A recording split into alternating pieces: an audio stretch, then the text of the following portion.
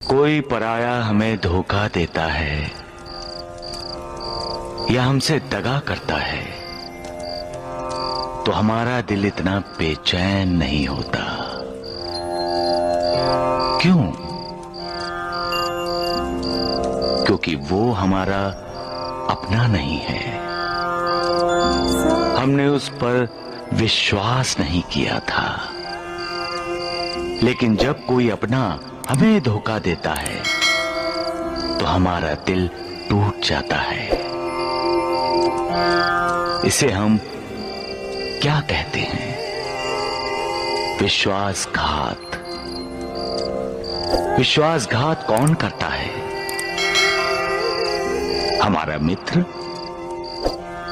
पति पत्नी का मित्र है और पत्नी पति की। पिता पुत्र का मित्र और पुत्र पिता का। इन रिश्ते नातों में, संबंधों में मित्रता की सुगंध है। मित्र का मतलब है विश्वास। और जब वही मित्र विश्वासघात करता है तो सुगंध दुर्गंध में बदल जाती है। इसलिए हमेशा मालिक पर विश्वास करो। मालिक कभी अपने भक्तों से विश्वासघात नहीं करता। जो उस पर विश्वास करता है उसका वो कल्याण करता है।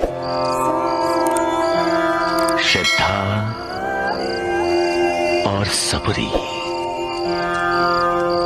यही एक कल्याणकारी मंत्र है। सबका मालिक एक।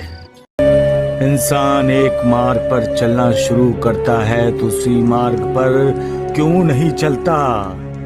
क्यों डगमगा जाते हैं उसके पांव आधे रास्ते में ही, और वो मार्ग को टेढ़ा मेढ़ा होने का दोष देकर अपनी हार स्वीकार कर लेता है। इंसान कितनी जल्दी हार मान लेता है, कितनी जल्दी अपने आप को असमर्थ समझने लगता है, कितनी जल्दी निराश हो जाता है। उसके विश्वास की नींव इतनी कमजोर क्यों होती है मालिक? उसका अपने आप पर विश्वास इतनी जल्दी धराशायी क्यों हो जाता है मालिक? जरूर उसकी श्रद्धा में कमी है मालिक। जरूर उसका सब्र कहीं ना कहीं आकर उसका साथ छोड़ देता है और अहंकार उसे नीचा दिखाई देता है। तुम्हारे इंसान को कितनी बार समझाया जाए मालिक कि वो विश्वास की डोर पकड़कर श्रद्धा के कदमों से तुम्हारी तरफ जाने वाली सीढ़ी पर आंखें बंद किए चढ़ता रहे। वो कभी असफल नहीं होगा। कामयाबी हमेशा उसके कदम चूमेगी।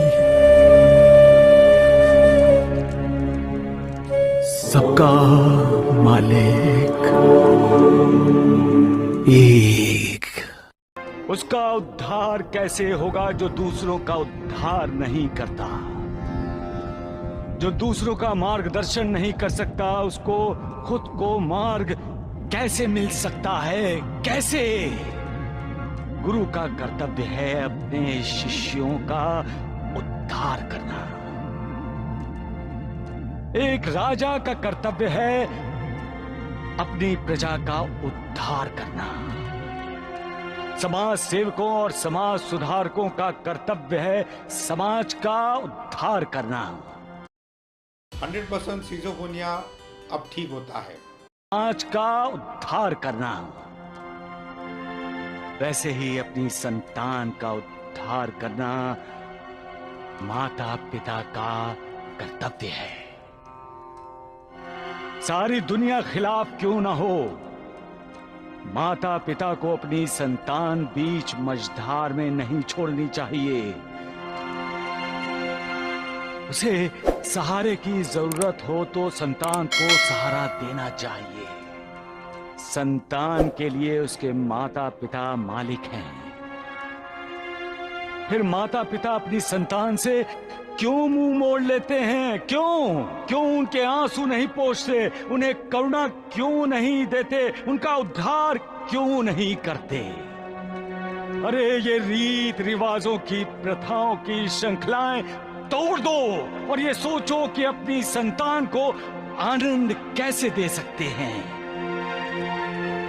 अरे जब हमारे अपने बच्चे खुश होते हैं तब हम खुश होते हैं, हमारा घर खुश होता है, घर में शांति होती है और जहां शांति है वहां भगवान है, मालिक है। फिर किसी बाबा की खोज करने की जरूरत नहीं है।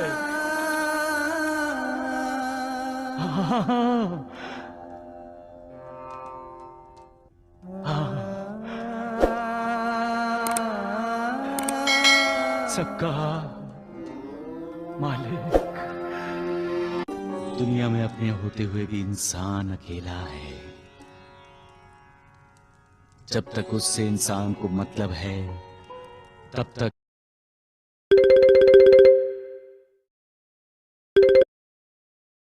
तक अपने हैं, और जब मतलब नहीं रहता तब अपने पराये हो जाते हैं। परिवार में जब स्वार्थ घुस जाता है तब रिश्तों में दरार पैदा होती है। इंसान को ये नहीं भूलना चाहिए कल उसकी भी दशा ऐसी हो सकती है कि उसके अपने ही उसे किसी आश्रम में भेज सकते हैं। इसलिए निष्पाप बच्चा अच्छा और सच्चा है। जिसकी अपनी बहन पर श्रद्धा है, जो अपनी बहन को प्यार करता है, उसे सुखी देखना चाहता है। भाई बहन का पवित्र रिश्ता इंसान की जिंदगी में कितनी अहमियत रखता है ये आज तुमने दिखा दिया है मालिक। इस रिश्ते में अपनापन है, आदर है, ममता है, सुरक्षा है। भाई चाहे छोटा हो या बड़ा, बहन उस पर निर्भर होती है, उसके साथ निश्चिंत रहती है। भाई भी अपनी बहन की ढाल बनता है, उसे सुखी देखने के लिए हर कोशिश करता है, उसका आदर करता है, क्योंकि भाई को अपनी बहन में हमेशा अपनी माँ का प्रतिबिंब दिखाई देता है। हर भाई के सामने तुम्हारी ही मिसाल है, तुम्हारा ही आदर्श है, तुम्हारा ही आदर्श है मालिक। क्योंकि द्रौपदी के लिए तुम ही दौड़े गए थे। जिसे दूसरों को दुख देने में सुख मिलता है वो इंसान नीच बुद्धि वाला होता है, और जो दूसरों के सुख में अपना सुख ढूंढता है वो महान होता है, और जो दुनिया का सुख दुख झेलकर दूसरों की झोली में सुख डालता है वो महात्मा होता है। घर ईंटों से या मिट्टी से नहीं बनता, वो तो दीवारें बनती हैं। घर उन दीवारों में रहने वालों से बनता है। घर भी उसमें रहने वालों के दुख सुख सुनकर दुखी होता है। जब घर में रहने वाले सुखी हैं तो घर भी सुखी है, और जब घर में रहने वाले दुखी हैं तो घर को भी दुख होता है। घर बोलता नहीं है, लेकिन तुम्हारी भावनाओं को पनाह देता है। तुम्हारे गम को हल्का करने के लिए वो तुम्हारा सहारा बनता है। तुम उसके कंधों पर सर रखकर रो लेते हो। और जब घर में रहने वाले खुश होते हैं, सुखी होते हैं, तो दीवारें भी तुम्हारी खुशी में गूंजकर तुम्हारा साथ देती हैं। घर में रहने वाले कितने भी हों, घर एक इकाई है और उस इकाई को एक बनकर रहना है। एक दूसरे का आधार बनकर, सहारा बनकर, साथी बनकर रहना है। तभी तो समाज में, देश में, संसार में एकता आएगी। क्योंकि ऐसे ही घरों से समाज, समाज से देश और देश से संसार है। घर की इकाई टूटेगी तो घर टूटेगा, समाज टूटेगा। तो फिर हम, कुछ लोग स्वार्थी होते हैं जो सिर्फ अपना सोचते हैं। कुछ लोग द्वेषी होते हैं, अपना तो सोचते ही हैं, साथ साथ दूसरों का भी बुरा सोचते हैं। उनके मन में हर चीज के लिए, हर जीव के लिए द्वेष रहता है। उन्हें किसी को खुश देखकर, सुखी देखकर अच्छा नहीं लगता। वो दिल ही दिल में जलते रहते हैं, जलते रहते हैं। ऐसे लोगों से बचना चाहिए। उनकी बातों को सुनकर पहले आजमाना चाहिए और उनके प्रभाव में कभी नहीं आना चाहिए। सबका मालिक एक है। जिसकी मालिक पर अविचल अगाध श्रद्धा है, आस्था है, उसका ईमान कभी डगमगाता नहीं, न डोलता है। जिसका ईमान डोल जाता है वो झूठ का हाथ पकड़कर चलता है, और ऐसे लोग मुश्किल में फंस जाते हैं। 1000 गुंठा जमीन। इंसान को कितनी जमीन चाहिए?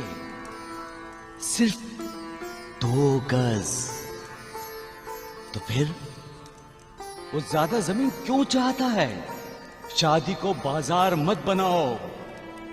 दहेज की मांग करके शादी जैसे पवित्र रस्मों रिवाज का मजाक ना उड़ाओ। भावा भावा चोरी और उस पर सीना जोरी। खुद दूसरों का अपमान करते हो और कहते हैं उनका अपमान मत करो, उनका अपमान मत करो।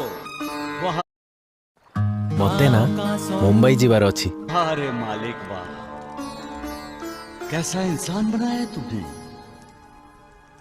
कितनी अजीब सोच दी है। अपराध कोई और करता है, अपराधी कोई दूसरा माना जाता है। लड़के वाले मगरूर होकर शादी तोड़ते हैं और ये इंसान लड़की को मनहूस मानते हैं। तेरा भी कमाल है मालिक। कैसे कैसे खेल खेलता है तू, कैसी कैसी लीला रची है तूने। लीला रचाता भी है, ये भी दिखाता है कि इंसान कितना निर्दयी है, कितना स्वार्थी है, और साथ ही साथ सच्चे प्यार का भी साक्षात्कार करवाता है। आज तुमने साबित कर दिया मालिक कि शादी की जोड़ियां तुम ही तय करते हो, और तुम रहम दिल भी हो मालिक। करुणाकर हो, भक्त वत्सल हो, जिसके साथ तुम्हारी दुआएं हो उसका कभी बुरा हो ही नहीं सकता मालिक। सबका मालिक। हे, कोई भी लड़की का पिता गरीब कैसे हो सकता है? गरीब तो लड़के के माता पिता होते हैं। जो दे वो श्रेष्ठ है। लड़की का पिता अपनी बेटी का दान करता है, इसलिए वो अमीर है, श्रेष्ठ है। और लड़के का पिता उस दान को स्वीकार करता है, इसलिए वो गरीब है, कनिष्ठ है। अरे अपने आप को साहूकार, जमींदार, अमीर कहलाने वाले लोग कंगाल होते हैं। जो किसी को दुआ नहीं दे सकता, आशीर्वाद नहीं दे सकता, उससे बड़ा गरीब कौन है? साईनाथ, ये लोग कब समझेंगे महासपति कि किसी को दुआ देना, किसी के लिए दुआ मांगना कितनी बड़ी बात है महासपति। अरे किसी को दुआ देने से अमीरी कम नहीं हो जाती, फिर दुआ देने में कंजूसी क्यों? अरे कोई तुम्हारे सामने झुक कर तुम्हारे पैर छूता है, तुम्हें आदर देता है, तुम्हें मान देता है, सम्मान देता है, और तुम उसका अनादर करते हो, अपमान करते हो उसका। ये लोग नहीं जानते महासापति कि जब हम दूसरों को दुआ देते हैं तो मालिक हमें दुआ देता है। जब हम दूसरों का भला करते हैं तो मालिक भी हमारा भला ही करता है।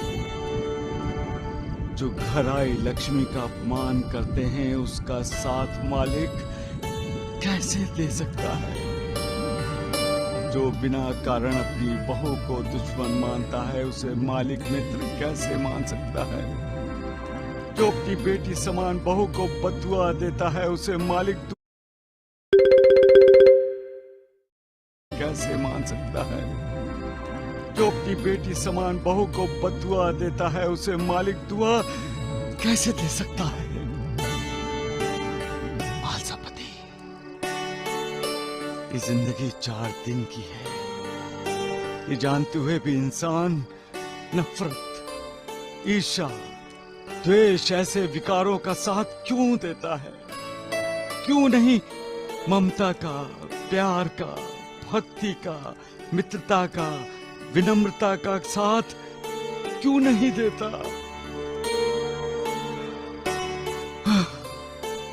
सबका मालिक